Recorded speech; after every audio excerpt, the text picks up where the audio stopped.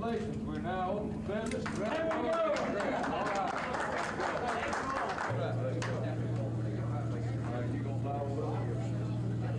Received in Montgomery is an echo of the heritage of honor, graciousness, and hospitality for which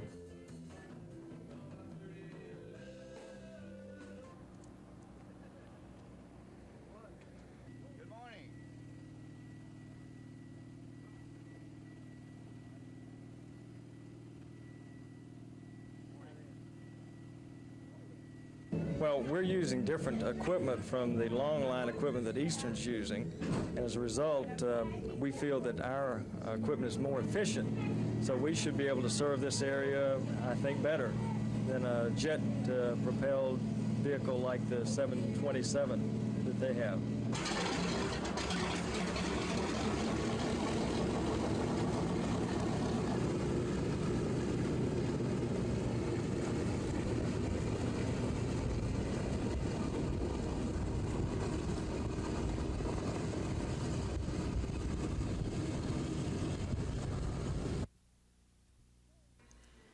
Perry Lee is 19 years old. His friend Dennis Ellis will be 19 in September.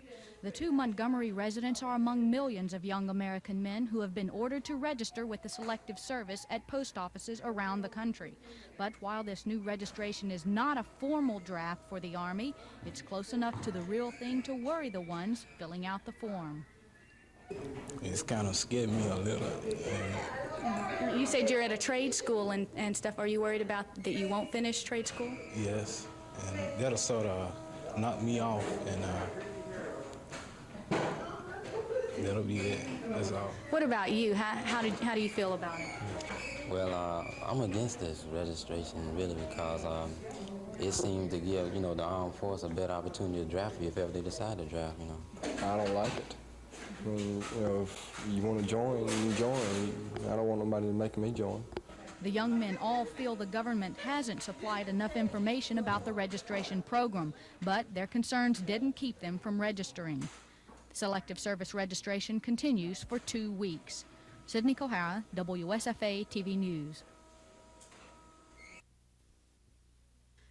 The meeting room was filled to capacity as group coordinators outlined the newly formed organization. Executive Secretary Ed Bell says SECA is designed to distribute information on the dangers of radiation and unsafe energy sources. He says they'll use legal intervention if necessary to stop the building of a nuclear fuel fabrication plant near Prattville. Dr. Edward Passerini of the University of Alabama told those gathered that 33 nuclear plants have been built in the South because protest against such radiation plants is low. He advised those who are against the building of the proposed Prattville plant to get involved and get involved now. It's kind of unusual for a large number of people to begin getting involved, for money to become available, for people to become active about something like this early in the process. And when it happens this early in the process, there's a very good chance of stopping it. Passerini says the only good alternative is to not build a plant. He urged everyone to consider the dangers and actively oppose the building of a nuclear plant near Prattville. Sydney Kohara, WSFA TV News. The stage was set for the decisive vote. Ku Klux Klan Grand Dragon Bill Wilkinson stood quietly as Montgomery Mayor Emery Fulmer distributed among the council pictures of weapons confiscated during last year's Ku Klux Klan March, which ended in the arrest of 198 Klansmen. Fulmer asked the council to place certain restrictions on the Klan's proposed march, namely that Klan members submit to body and vehicle searches. The mayor also asked that no one be allowed to join the march once it starts on the route into town, a route dictated by Montgomery police. Wilkinson protested the restrictions, but to no avail. He finally agreed to abide by the restrictions, but only under protest. As expected, the vote was split along racial lines, with the 4 black council members voting against the resolution. Wilkinson later accused Fulmer of attempting to isolate his group by placing undue restrictions on the Klan's march. He was highly critical of the mayor and his actions. The mayor of Montgomery is, in my opinion, a gentleman that has a very bad ego problem. I believe that he seeks out confrontations. He's certainly intelligent enough to know that every time he makes an extreme issue out of a Klan march, that he brings more attention and he brings more people. I can only conclude that he enjoys it. The Klan's march will be held Saturday afternoon on August 9th. Sydney Kohara, WSFA TV News. The reason it's so special is because the state's only living Spanish-American war veteran is 101 years old. At the Tuskegee Veteran Hospital Family Day, Mr. Cole sat with his son at his side, watching as friends and well-wishers showered him with birthday gifts and cards. He also got letters and telegrams from people all over the country, including one from President Jimmy Carter. Rosalind and I are pleased to send you our congratulations as you celebrate your 101st birthday. We hope the year ahead will be especially happy. Sincerely, Jimmy Carter. 82 years ago, Mr. Cole served his country during a war that lasted only 4 months. He was just 16 years old during the Spanish-American War. He was born in upstate New York and moved to Alabama about 20 years ago. Along with a birthday telegram from Alabama Governor Fob James, Mr. Cole also received 3 portraits of himself done by medical illustration students from Clark College in Atlanta, and a special resolution from Tuskegee Mayor Johnny Ford, which names him as one of the city's distinguished residents.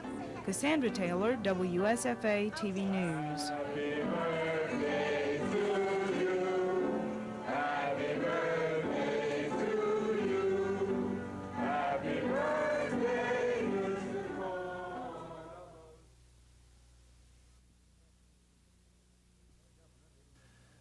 The governor, meeting with the Alabama Industrial Development Board, says the 8-day trip will begin in England and West Germany.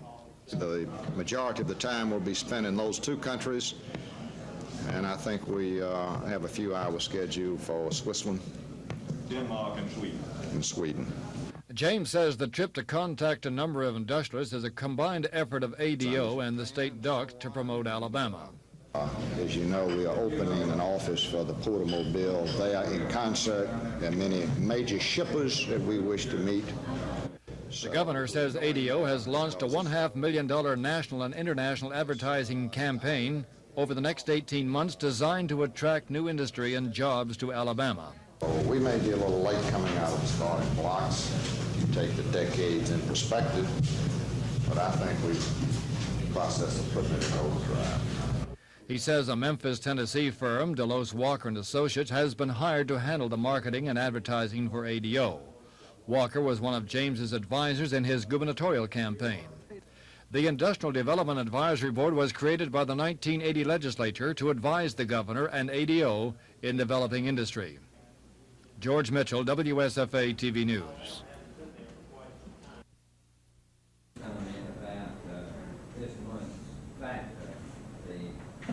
In fact, it's 5.747 meals per kilowatt hour, 2 and 3, 1.2. This caused a large The unbuffable, the meter we put in, we estimate about 7,300. I have asked, and the other commissioners have concurred in signing letters to a number of accounting firms so that we can have them go out and make a thorough audit of the power company and the fuel adjustment clause, specifically the fuel adjustment clause. This is a zeroed-in type audit, and it'll be on the fuel adjustment clause to ensure that these incentives are there, that there is optimum utilization of resources, and if they're not, then these accounting firms are also to provide us with alternative means that the power company may recover whatever revenues are needed. And I don't know that we are all convinced that the amount of revenue that is recovered is the amount of revenue that would be recovered under alternative avenues.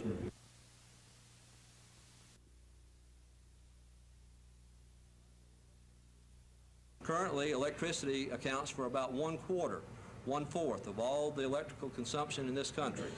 Stations that we can speak with, and also some of our members testified before Congress on energy-related.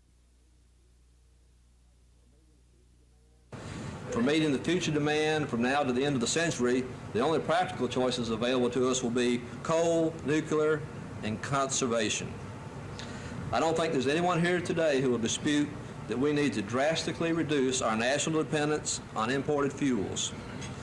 The best way that we can do this is through a national policy aimed at cutting consumption, combined with, and I stress the combined with, the lifting of the federal and state regulations and restrictions which hinder the expansion of our recovery of our own natural resources.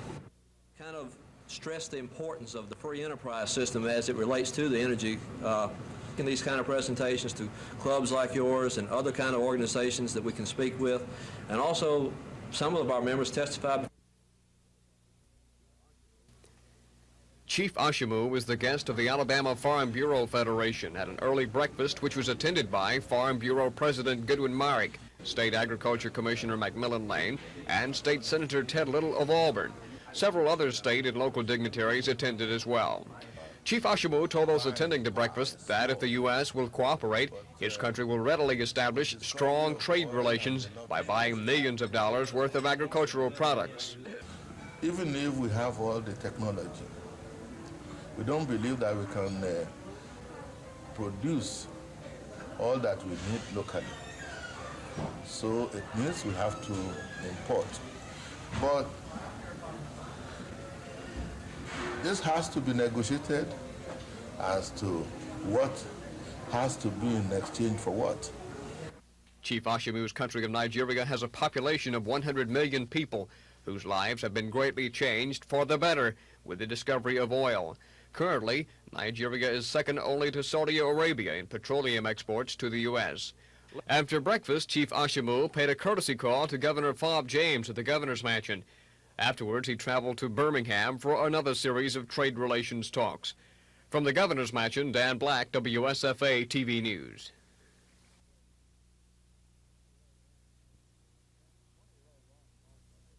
20-year-old Ron Mosler made a stop in Montgomery at the 4,000-mile point of his journey. He says he's skating to raise money for muscular dystrophy. When we caught up with him, he was heading for Selma on his way to Las Vegas for the September 1st Jerry Lewis Muscular Dystrophy Telethon. Ron says he'll break a distance skating record near Dallas, Texas, and that makes his effort twofold. Right, I'm trying to raise $100,000 for muscular dystrophy, and the world record right now is 4,700 miles done by a Canadian, and I'm going to bring it back home. Weather permitting, Ron covers 50 to 60 miles a day, usually traveling at a speed of about 8 miles per hour. He says money is raised through donations and pledges, and those who don't contribute during his travels, he says, can pledge money during the Jerry Lewis Telethon on Labor Day. George Mitchell, WSFA TV News. The governor flies back to Montgomery from the National Guard retreat in the Air Guard RF-4C aircraft. But to fly in this type plane requires that he go through certain training exercises, including how and why to wear the proper equipment.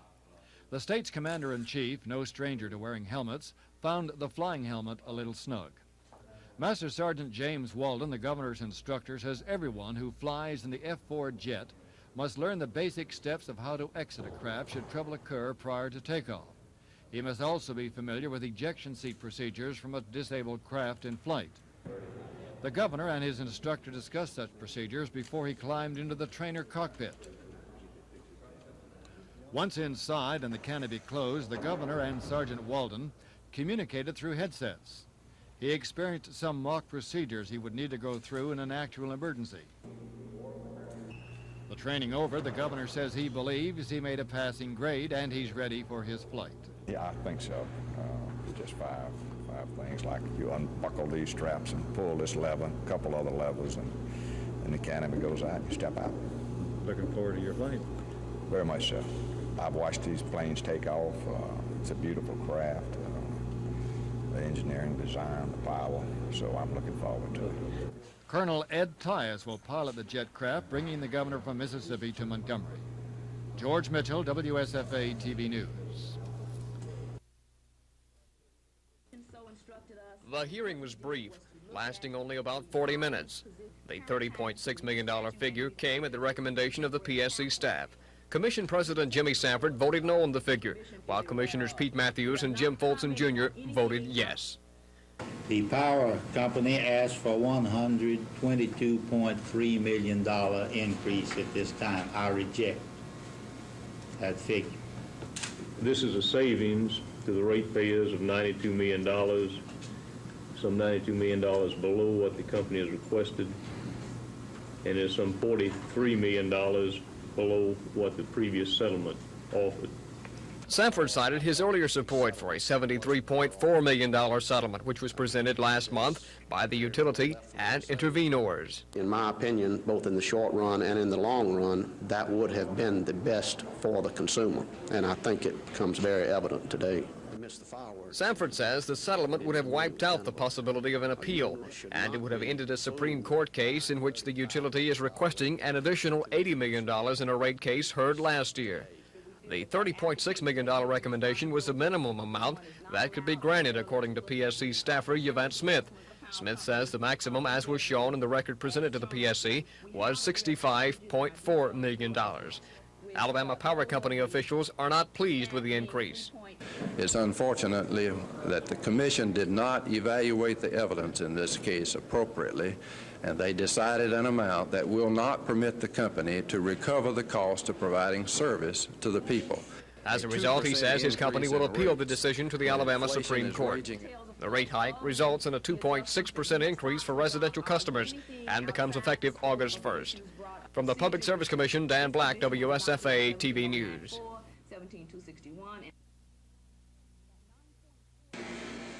That 9.4% unemployment rate represents 153,000 jobless Alabamians. It's also well above the national unemployment rate of 7.8%.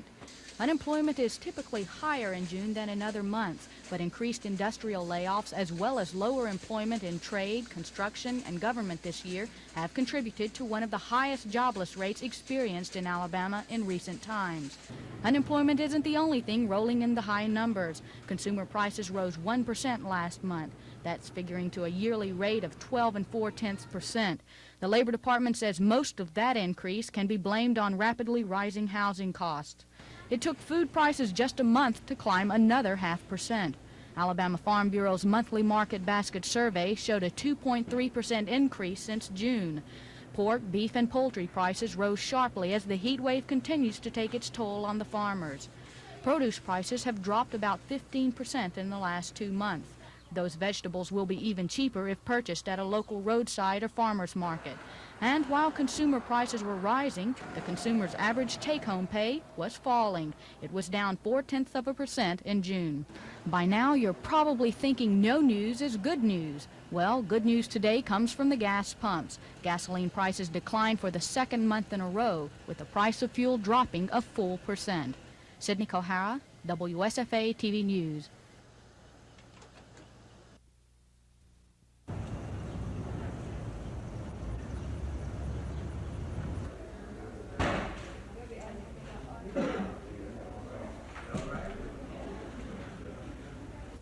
Most people are looking for whatever they just lost. And the segment.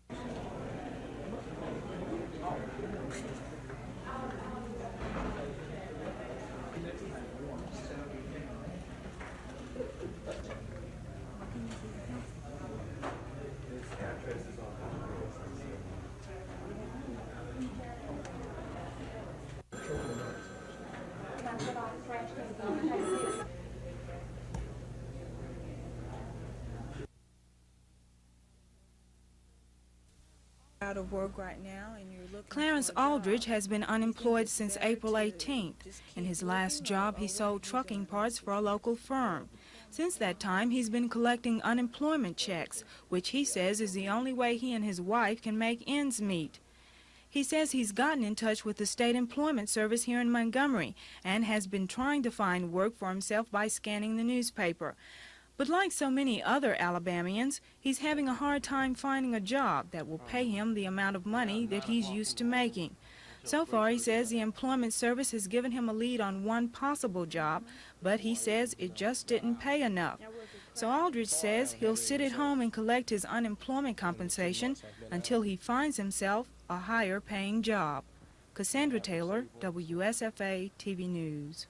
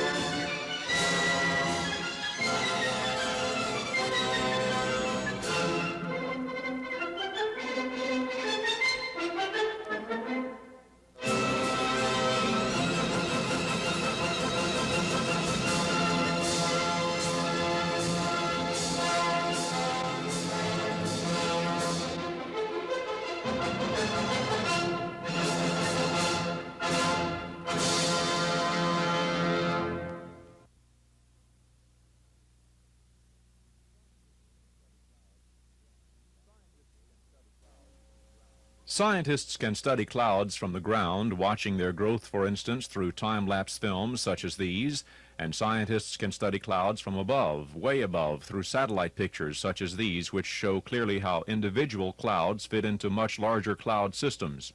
And such views of clouds have taught meteorologists a great deal. But finding out what goes on inside clouds is not so easily done. Scientists who specialize in such studies are called cloud physicists, and they have had to do much of their research in planes carrying instrument packages through clouds. They want to learn more about the tiny water particles which make up clouds, and they want to understand more clearly the process by which these particles grow into raindrops, snowflakes, or hail. But these airborne studies have their ups and downs. The tiny particles are usually being moved upward by air currents or being pulled downward by the Earth's gravity. This cloud physics chamber, developed by the Marshall Space Flight Center in Huntsville, enables scientists to make small clouds in the lab. There's no wind here to blow the tiny particles upward, but gravity is still a problem, pulling them down before they can be studied. So one of the many experiments which the space shuttle will carry into near weightlessness of space is an atmospheric cloud physics laboratory. In space, freedom from gravity gives researchers a chance to observe water particles while they grow. This picture compares the behavior of particles on Earth and in space. Those involved with this project believe the knowledge to be gained by these experiments in space will not only shed light on raindrops, snowflakes, and hailstones, but it may also result in improved forecasting. In other words, knowing what makes precipitation form may help us to know when it's going to form. I'm Dan Atkinson with WeatherBeat.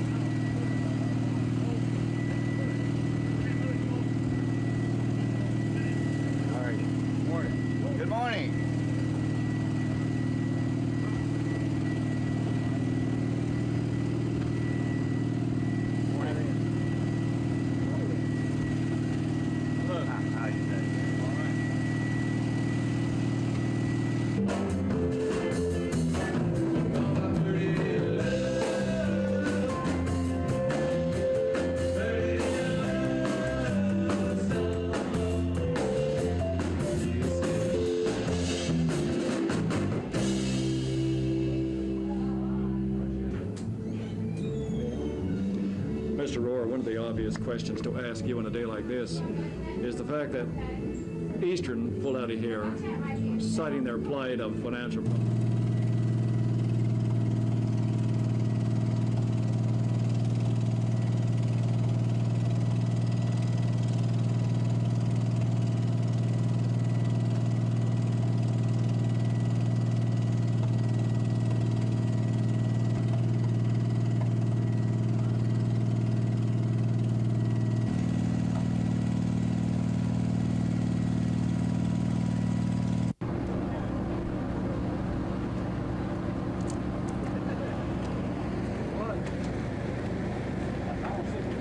Why is that?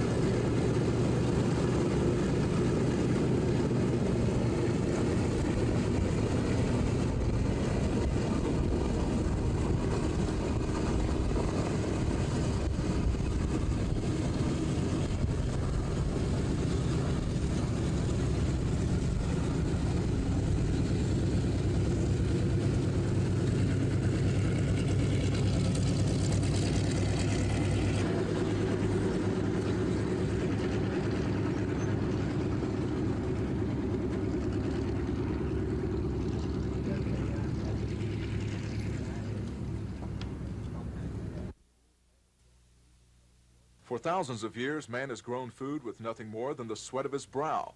But the times, they have changed. Electronic technology is making its way onto the farm, increasing productivity and making agriculture more profitable. The latest in agriculture technology is on display here at the Southern Commodities Conference in Birmingham. This monitoring equipment does everything from analyzing moisture in grain to checking equipment problems and figuring fertilizer mixtures. Radar guns check the speed of equipment to make sure fertilizers and chemicals are being applied evenly. For $400 a month, the farmer can get the daily figures direct from the Chicago Board of Trade on a video terminal at home. Two-way radios with special frequencies help the farmer keep up with what's going on around the farm without having to stop what he's doing. For Wayman Bertram, modern technology is becoming an integral part of his farming operation. It's just a different day now than what it was 10 years ago, and we're going to have to stay on top of this marketing thing and through technology, and that's the way we're going to do this. With the use of advanced technology increasing on the farm, it's changing the traditional role of the farmer. He now has to know as much about computers as he does corn. As one man here at the conference told me, to survive, the farmer's going to have to be just a little bit smarter than everyone else. Michael Jones for WSFA TV News in Birmingham.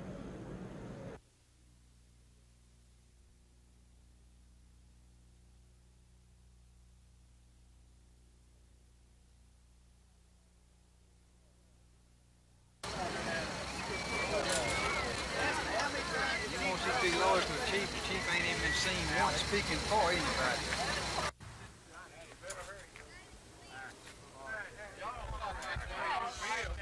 We don't need that now. You want to be loyal to the chief ain't even been seen once speaking for anybody. After the chief The expansion will provide service to some Elmore County residents who have never had city water service before. The original plan includes those who live as far north as the Coosa County line, east to the Seaman Red Hill area around Lake Martin, and west to the Bike community. Almost 2,000 residents have signed up for the project, but water officials say they may not be able to provide service for all of them. When the bids opened, water officials said each was over the amount set aside in the water system's budget, which was set at 1977 prices. Project engineer Pete Motisi says water officials will have to rework their expansion plans in some areas. He says more than 1,000 customers will be included in this particular project, with additional funding coming from federal loans. He says there will be some 230 residents who may not be included, but arrangements are being made to obtain funding to start yet another project in the future. Cassandra Taylor, WSFA TV News.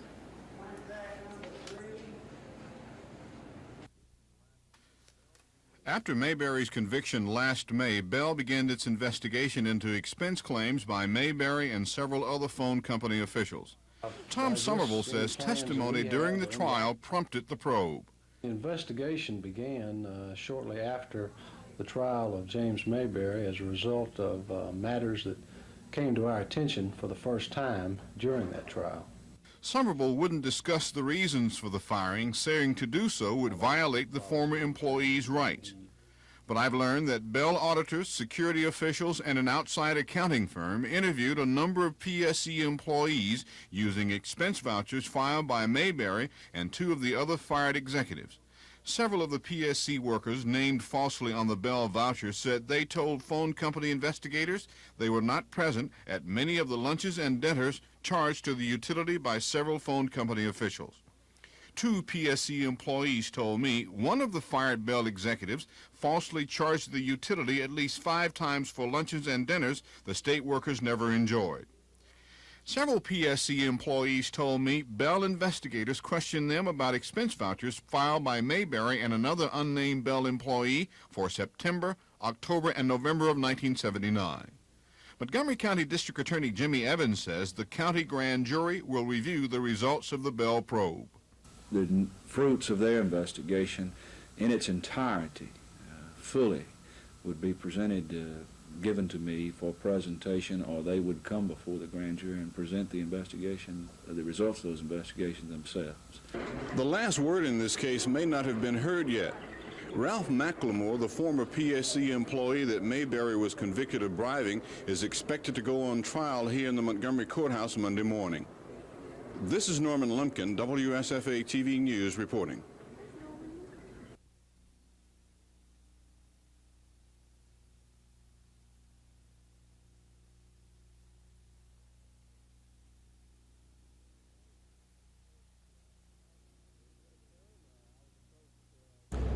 It did occur.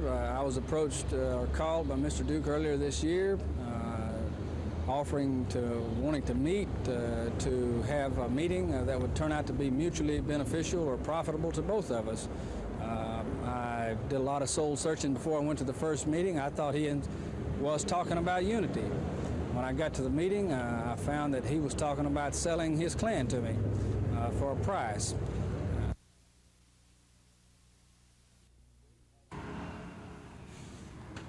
Diggs had until 5 p.m. to surrender to federal custody. He arrived here this morning at 10 minutes before 8. Refusing to answer questions, he uttered a single greeting. Good morning.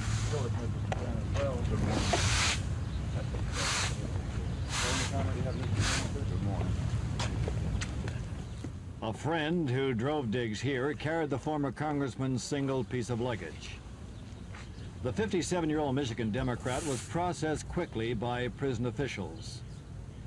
He was taken to the minimum security living quarters, which once housed numerous prominent government officials, including former U.S. Attorney General John Mitchell. He'll be assigned to a prison job after undergoing some examinations.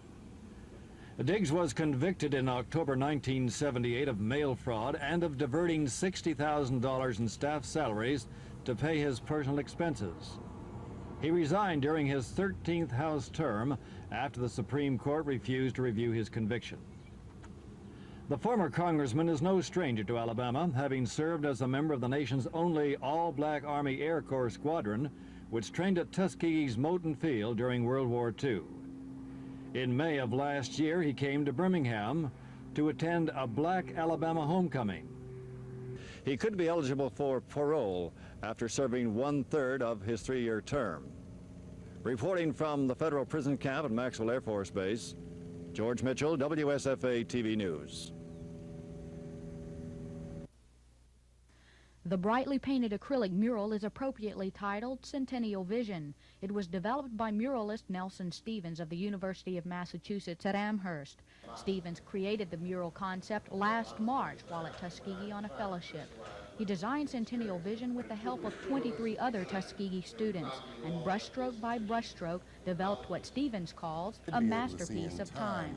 Centennial Vision depicts all 4 of Tuskegee's presidents, along with major historic buildings and others who have made significant contributions to society. There's such historic figures as Harriet Tubman and Phyllis Wheatley, Dr. Frederick Douglass, Dr. Martin Luther King, and Malcolm X. General Chaffee James, George Washington Carver, and Booker T. Washington are prominently displayed on the mural, signifying the major role they played in the Institute's history. Stevens said he wanted to extend a feeling of Tuskegee Institute's international unity when he created the mural. The crowd let him know he had succeeded. From Tuskegee Institute, Sidney Kohara, WSFA TV News.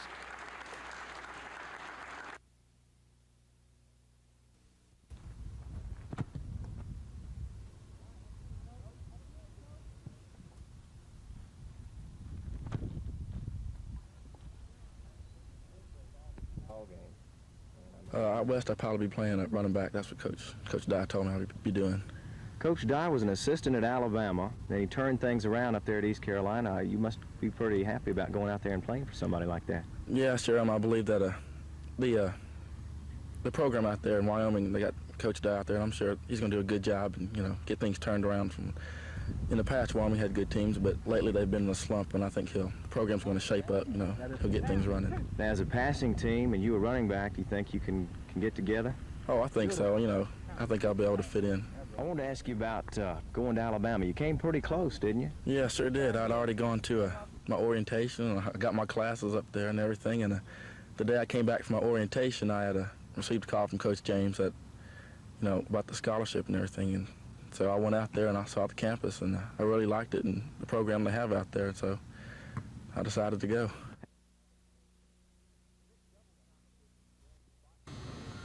The mixed doubles competition shared the spotlight with the men's quarterfinal matches tonight.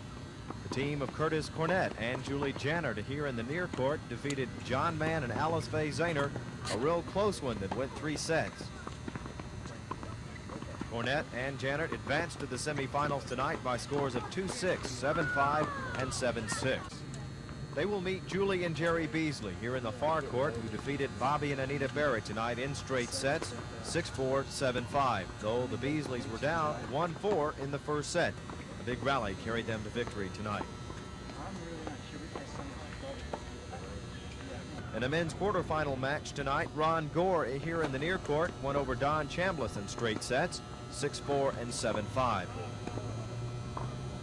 Dave Cody, WSFA TV Sports.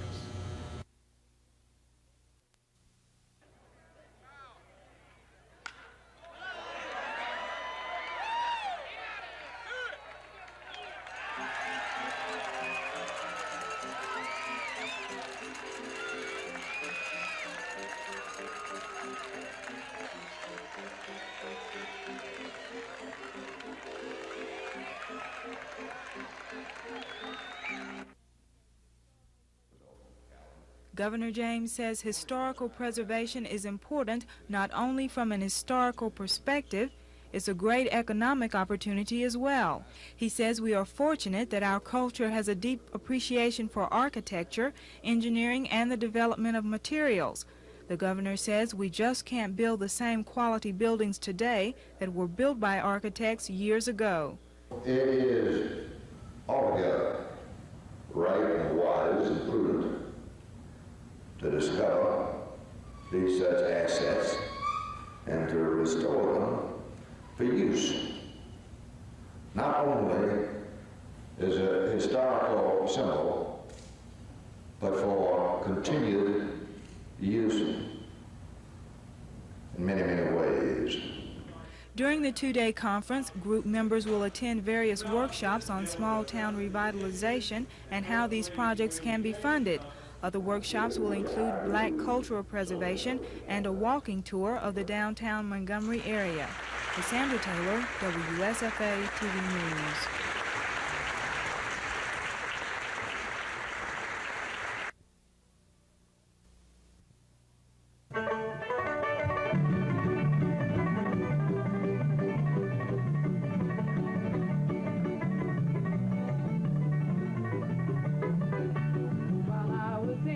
Somebody touched me while I was singing. Somebody touched me while I was singing. Somebody touched me. It must be in the hand of our Lord.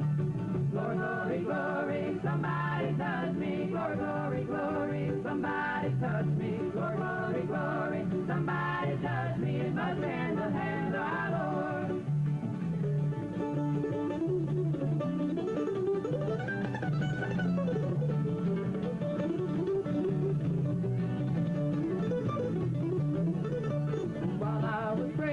Somebody touched me while I was praying. Somebody touched me while I was praying. Somebody touched me. It must be in the hand of our Lord. Is not. Sanford, appearing before a joint interim legislative committee studying the reorganization of the PSC, says the commission is not regulating utilities as it should. It's my thought, as well as a number of other people that I've talked to, and we've put a lot of thought into it, that the reason it's not working effectively is exactly a product of what happened 2 days ago with the power company rate case. There are too many political considerations to adequately regulate utility companies and to make sound business judgments. Sanford says he would like to see a commission appointed by the governor and confirmed by the state senate. He says the commission is critically understaffed and important positions are not being filled because a cloud of uncertainty hangs over the utility regulating state agency. Sanford says the PSC has not received any applications for some top slot openings, which occurred through resignations, early retirements, and job transfers. He says disagreement among the commissioners has delayed the filling of an executive director's job. George Mitchell, WSFA TV News.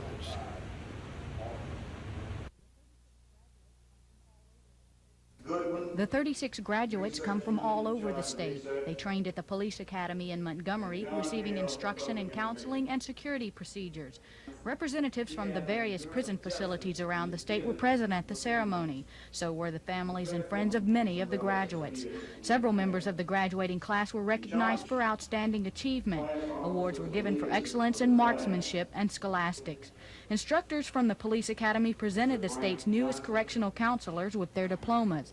The graduates are employed at prison facilities around the state. They've already been assigned to various security posts within the institutions. Sydney Kohara, WSFA TV News. You want to be loyal to the chief? The chief ain't even been seen once speaking for anybody. Fundamentally, the employees that were out of work will not be paid for the time they were out, and they will be docked an equivalent number of hours over the next few months for time that they were out.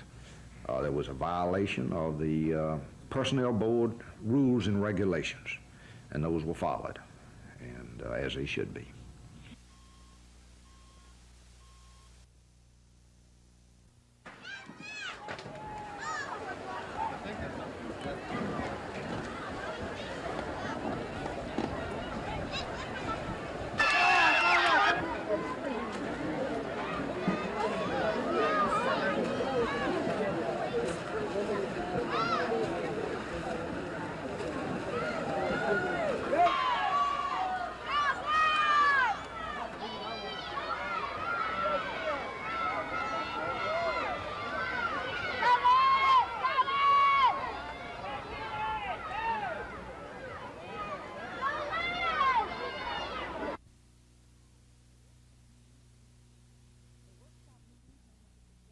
The workshop meeting came at the suggestion of State School Superintendent Dr. Wayne Teague, whose Department of Education has suffered large funding cuts due to proration of the Special Education Trust Fund and a hefty budget cut.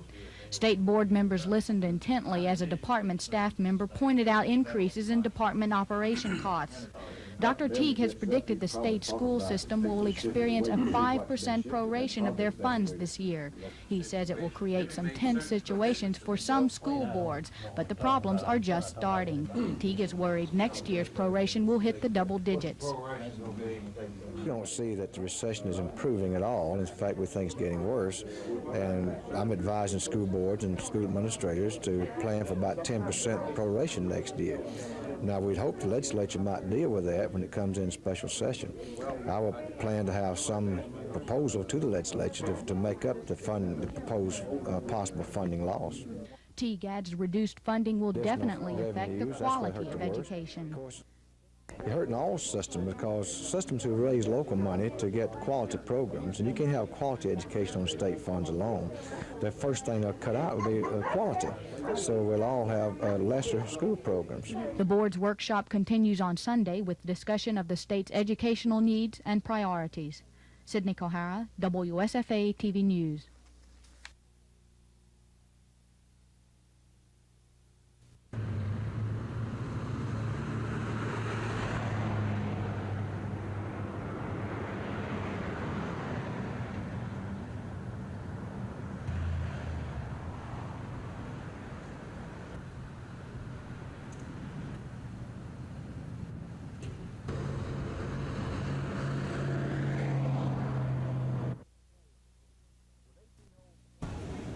With 18 holes to play in the 31st annual Future Masters, Billy Tootin of Palatka, Florida has the lead.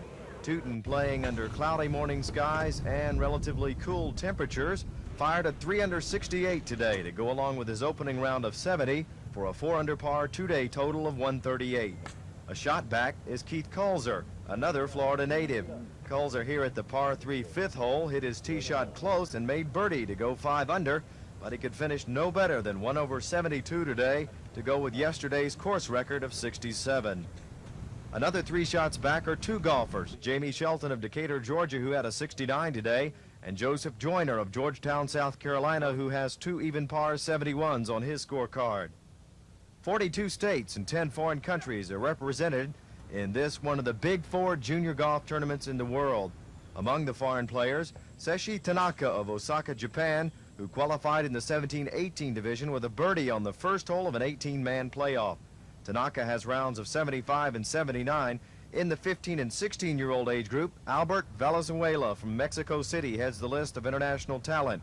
Here on the 4th hole on his round today, Valenzuela bogeyed a par 3. He stood even par but finished at 3 over 74 on the round.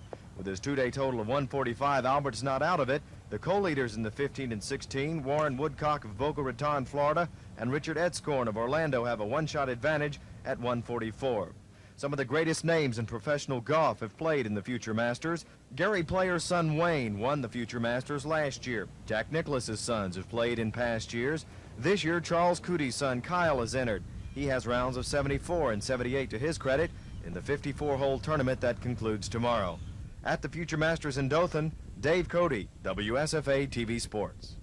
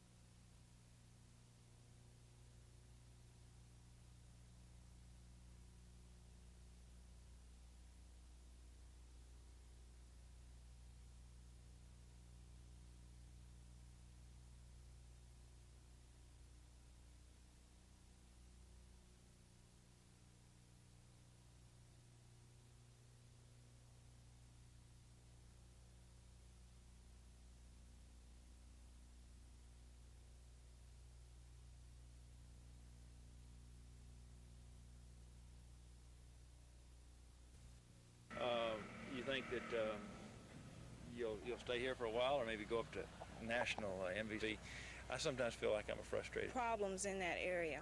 None whatsoever, Cassandra. This really has to be one of the most cooked up, I guess I would have to say, media mountains that I've ever seen, because I don't think any of the Carter delegates that I met up there felt that way. Not a single one of them. In fact, we all came away very psyched up and motivated. Do you think there may be any possibility of Senator Kennedy stealing away some of the Carter delegates?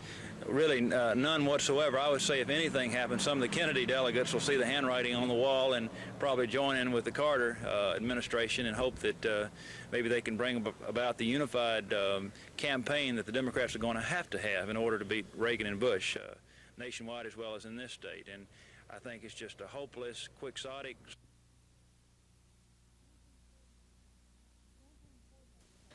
Campaign coordinators and finance committees from 38 Alabama counties braved the bad weather to show support for their candidate. Several public officials and members of the Alabama House were also in attendance. So was Folsom's father, former Alabama Governor Big Jim Folsom.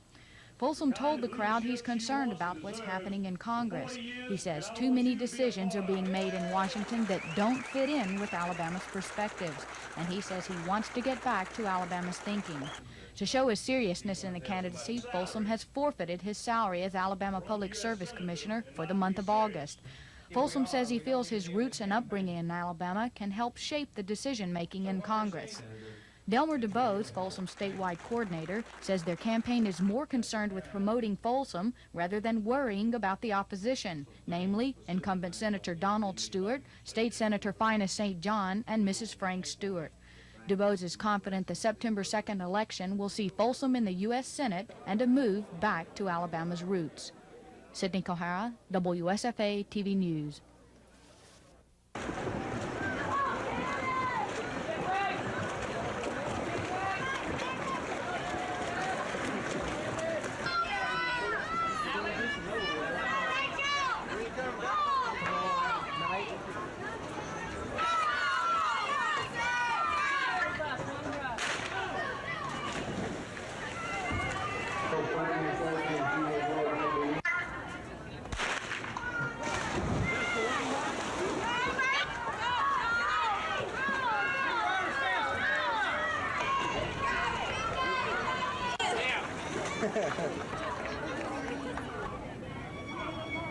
Take your mark.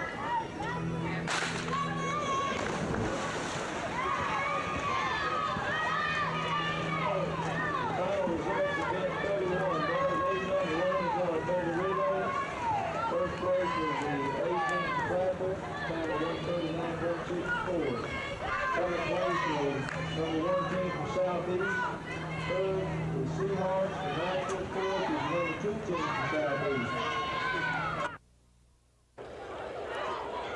Union Local 1065 of the Amalgamated Clothing Textile Workers Union struck Vortex manufacturing plants at midnight this morning.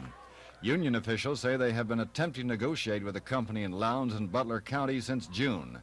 They say contracts for some 400 employees at the clothing manufacturing plants ran out July 26th.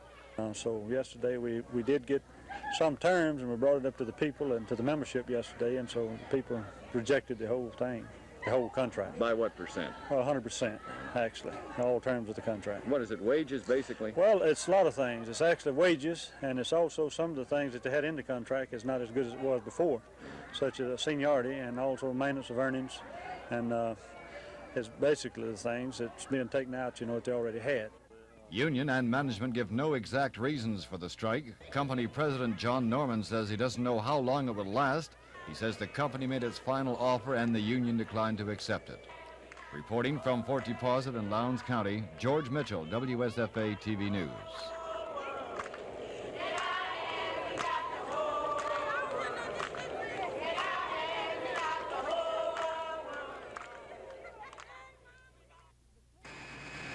The present mill in western Wilcox County produces liner board, the heavy paper used to line corrugated boxes.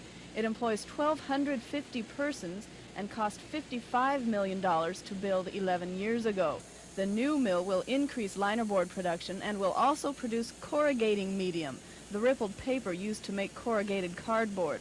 The new plant will employ 175 persons and will create an estimated 200 jobs in related fields. It represents, here being Wilcox County, unique opportunity for we have wood, we have water, we have good labor, we have all the essential raw materials and people necessary for a successful expansion. Shorter says the company plans to reduce energy costs by using more wood waste and coal for fuel. He says the plant will be among the most energy-efficient paper mills in the world. Lisa Nielsen, WSFA TV News in Wilcox County.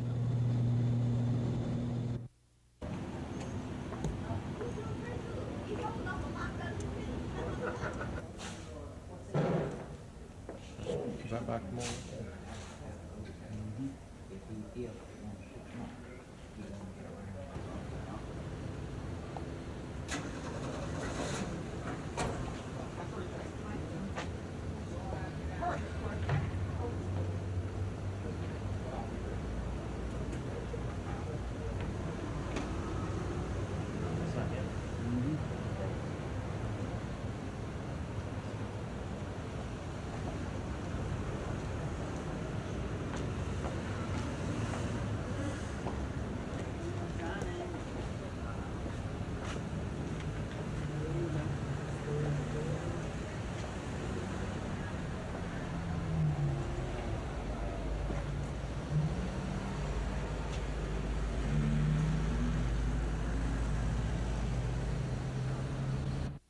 Check, just told them how much we contribute to it,